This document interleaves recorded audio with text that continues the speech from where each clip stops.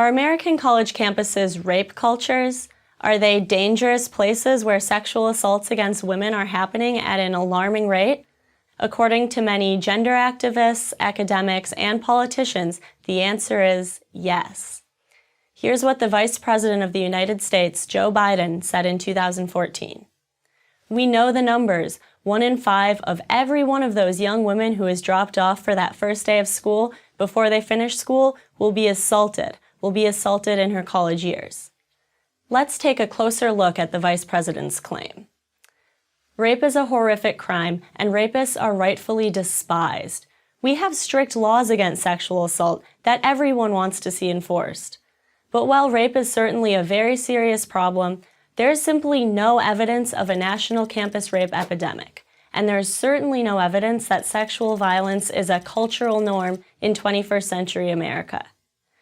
In fact, rates of rape in the U.S. are very low, and they've been declining for decades. Why would it be any different on a college campus? Where then does the 1 in 5 rate that Vice President Biden cites come from? Well, it turns out it comes from a study conducted over the internet at 2 large universities, one in the Midwest and one in the South. The survey was anonymous, no one's claims were verified, and terms were not clearly defined. In round numbers, a total of 5,000 women participated. Based on their responses, the authors, not the participants, determined that 1,000 had been victims of some type of non-consensual or unwanted sexual contact. And voila! From one vaguely worded, unscientific survey, we suddenly arrive at a rape culture on college campuses. Tellingly, the study authors have since explicitly stated that it's inappropriate to use their survey to make that claim.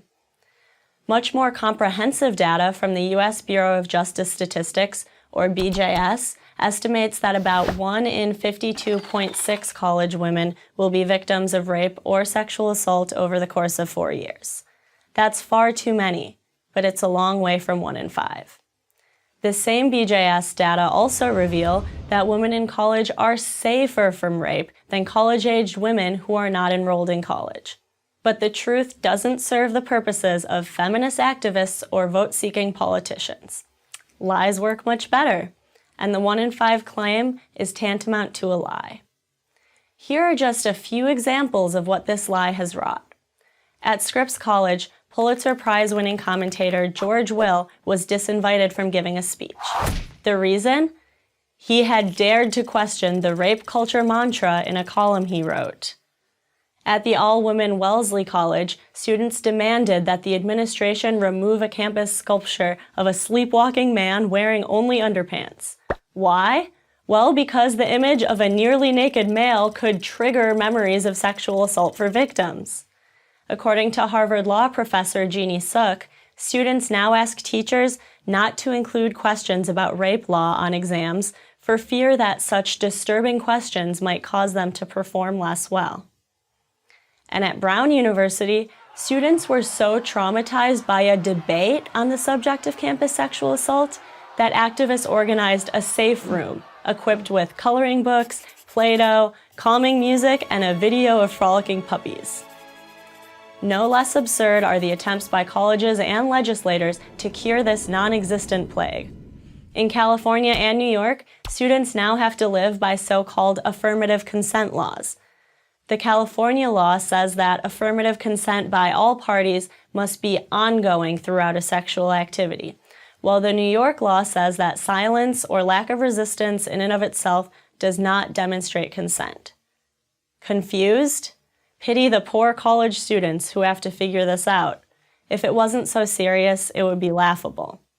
But it's not funny to a growing number of young men who find themselves accused of sexual assault, publicly shamed, and then brought before campus judicial panels that are guided by rape culture theory. In such proceedings, due process is an afterthought. It's guilty because accused. But here's the best way to prove that the 1 in 5 number is phony. Ask yourself this question. Would you send your daughter to a place for 4 years where there was a 20% chance she would be raped or sexually assaulted? Of course not. Good rarely, if ever, comes from lies. The 1 in 5 rape culture lie is no exception. I'm Caroline Kitchens of the American Enterprise Institute for Prager University.